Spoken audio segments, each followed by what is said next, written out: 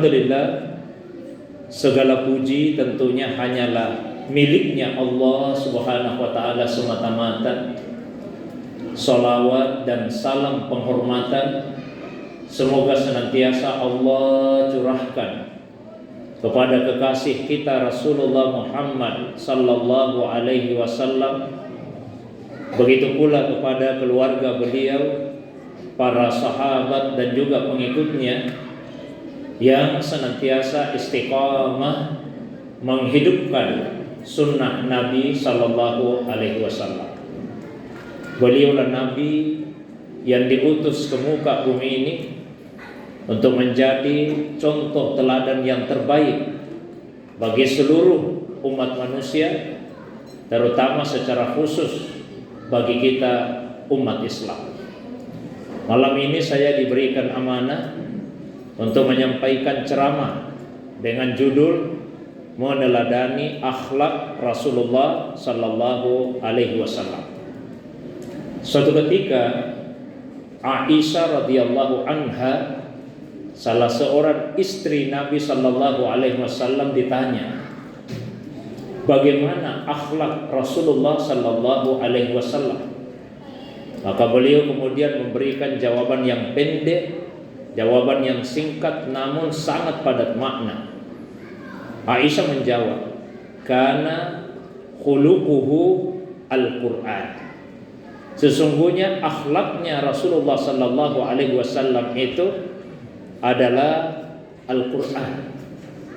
Jadi kalau kita ingin mengamalkan atau meneladani akhlak Rasulullah sallallahu alaihi wasallam, maka caranya adalah dengan membaca Al-Qur'an, mempelajari kandungan Al-Qur'an, memahami isinya, lalu kemudian kita mengamalkan dalam kehidupan keseharian kita. Mengamalkan isi Al-Quran itu sama dengan meneladani akhlak Rasulullah sallallahu alaihi wasallam. Atau sebaliknya, meneladani akhlak Rasulullah sallallahu alaihi wasallam itu artinya kita telah mengamalkan isi dan kandungan Al-Quran dalam kehidupan keseharian kita. Sehingga tentu membicarakan akhlak Nabi sallallahu alaihi wasallam membutuhkan waktu yang sangat panjang. Nah, untuk kesempatan yang singkat ini, saya hanya akan membacakan penggalan dari satu kitab yang sangat populer, terutama bagi kita masyarakat Muslim di Indonesia khususnya, yaitu kitab Iqdul Jauhar fi Maulidin Nabiyil Azhar. Kitab ini lebih kita kenal dengan sebutan kitab Al-Barzanji. Nah, di dua pasal terakhir dari kitab tersebut sebelum masuk ke doa, menceritakan tentang akhlak Rasulullah sallallahu alaihi wasallam. Di awalnya disebutkan, wa kana sallallahu alaihi wasallam akmalan nasi khalqan wa khuluqan zazatin wa sifatin saniyah. Dan Rasulullah sallallahu alaihi wasallam itu manusia yang paling sempurna, manusia yang paling sempurna, khalqan wa khuluqan, secara fisik dan secara akhlak. Jadi secara fisik beliau manusia yang paling sempurna, akhlaknya juga yang paling sempurna. Zatin wa sifatin saniyah, beliau mempunyai fisik yang sangat bagus dan beliau juga mempunyai akhlak yang luhur.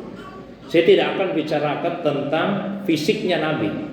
Saya akan langsung ke bagian yang kedua tentang akhlaknya Nabi sallallahu alaihi wasallam. Dalam kitab tersebut dirinci, diuraikan secara terperinci.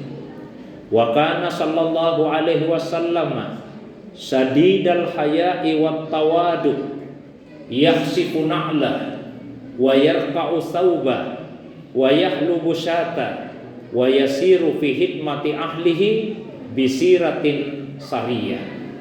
Dan Rasulullah sallallahu alaihi wasallam manusia yang sangat pemalu dan sangat tawadu, sangat rendah hati.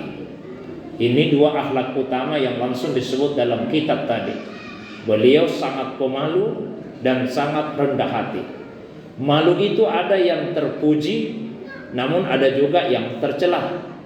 Karena malu artinya perasaan di dalam hati yang menghalangi seseorang untuk melakukan sesuatu. Kalau menghalangi melakukan yang terpuji, maka itu tentu saja adalah malu yang tercela. Tapi kalau menghalangi untuk melakukan sesuatu yang tercela, maka itu adalah malu yang terpuji.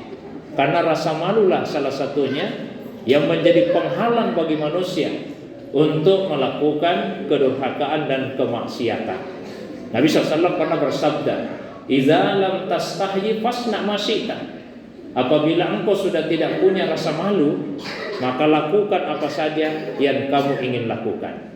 Selain pemalu, beliau juga tawadu, rendah hati, jauh dari sifat kesombongan dan keangkuhan. Ini dua sifat dasar Nabi Sallallahu Alaihi Wasallam.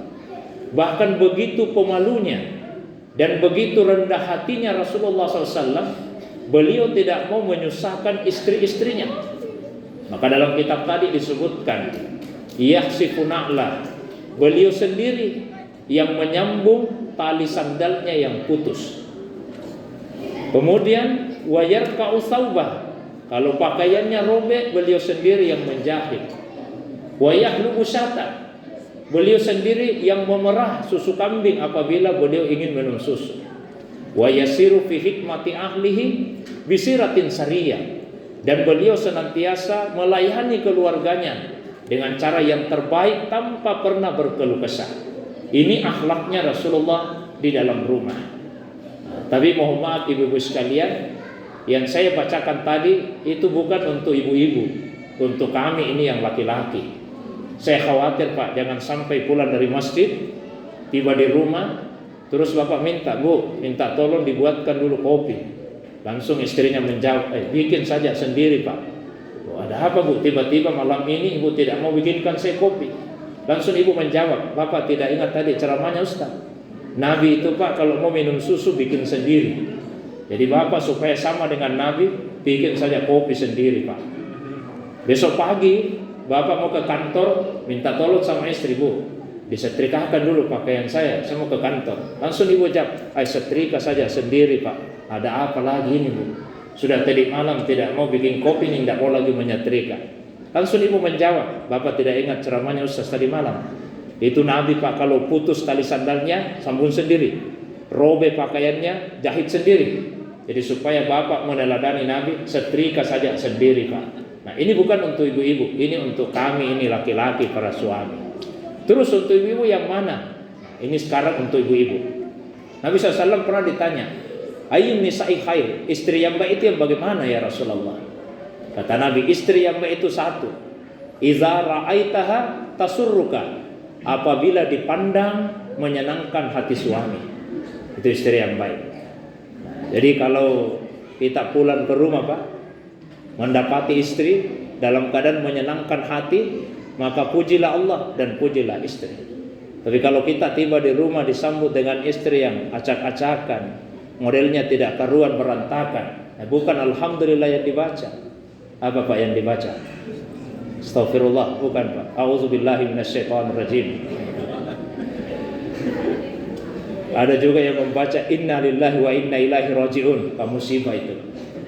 Terus yang kedua, istri yang baik, kata Nabi sallallahu alaihi wasallam, iza amartaha tuti'uka, apabila diminta melakukan sesuatu dia taat. Ini istri yang baik. Istri yang baik itu mentaati suaminya. Saya kasih kabar gembira untuk ibu-ibu. Istri itu Bu sebetulnya tidak wajib masak. Biar ibu tidak masak, ibu tidak berdosa. Mulai malam ini ibu boleh tidak masak. Istri Bu tidak wajib untuk mencuci. Tidak ada kewajiban istri untuk mencuci. Mulai malam ini ibu boleh tidak mencuci pakaian, tidak cuci piring. Istri tidak wajib untuk menyapu. Terus apa kewajibannya istri? Kewajiban istri itu adalah mentaati suaminya. Itu kewajiban istri. Jadi kalau suami minta, Bu, masak dulu yang baik-baik, ibu wajib mentaati suaminya. Kalau suami minta, Bu, bersih-bersihkan dulu rumah, ibu wajib mentaati suaminya. Jadi kewajiban istri bukan memasak, bukan mencuci, bukan menyapu. Kewajiban istri itu adalah mentaati suaminya. Dan ketika istri taat sama suami, kata Nabi SAW, dipersilahkan istri itu masuk surga lewat pintu yang mana saja yang dia kehendaki. Bapak Ibu yang dirahmati, dimuliakan oleh Allah SWT. Kemudian istri yang baik juga kata Nabi sallallahu alaihi wasallam, "Idza ghibta anha hafizatka fi nafsiha wa malik." Kalau kalian wahai para suami tidak ada di rumah, maka istrimu bisa menjaga kehormatan dirinya dan bisa menjaga hartamu. Itu suami istri di rumah. Kita keluar sedikit dari rumah, seperti apa Rasulullah SAW di luar rumah. Wa yuhibbul fuqara'a wal masakin wa yajlisu ma'ahum wa ya'udu mardahum wa yusayyi'u janaisahum wa la yahkiru faqiran abka'ahul faqru wa aswa. Nabi itu sangat cinta, senang sama fakir miskin, suka duduk sama-sama mereka. Kalau ada orang miskin yang sakit, beliau jenguk. Ada orang miskin yang meninggal, beliau ikut membantu perawatan jenazahnya. Tidak pernah sekalipun beliau menghina orang hanya karena kemiskinannya.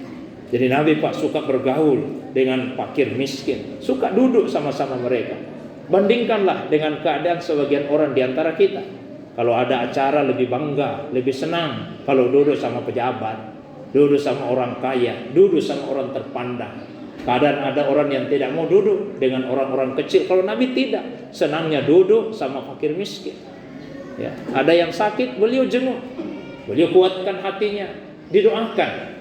Jadi kalau ada keluarga, tetangga, saudara yang sakit, apalagi orang miskin, kasihan, jenguklah, kuatkan hatinya, doakan, jangan malah dilemahkan. Ada juga orang sakit, habis dijenguk, bukannya sembuh, tambah parah penyakitnya. Bagaimana tidak? Yang datang menjenguk cerita di dekatnya orang sakit, ini penyakitnya ibu mirip sekali penyakitnya teman saya. 15 hari kasihan dirawat di rumah sakit, meninggal. Kaget ibu yang sakit itu mendengar, berarti saya tinggal 5 hari ini karena sudah 10 hari saya dirawat. Kuatkan hatinya. Pernah ada sahabat sakit parah, Nabi jenguk. Apa kata Nabi? La ba'sa tahurun insyaallah. Tidak apa-apa penyakitmu ini, insyaallah penyakit ini yang akan mensucikanmu. Jadi doakan yang baik-baik. Banyak doa yang Nabi ajarkan. Saya sebutkan salah satunya, Pak. Kata Nabi, kalau ada yang baca doa ini 7 kali di dekat orang yang sakit keras, asal bukan penyakit itu yang mendatangkan ajalnya, Allah segerakan sembuhnya. Tapi kalau penyakit itu yang mendatangkan ajalnya, bukan dipercepat matinya, tapi dimudahkan menghadapi kematiannya. Doanya pendek saja, cuma 3 penggal kalimat.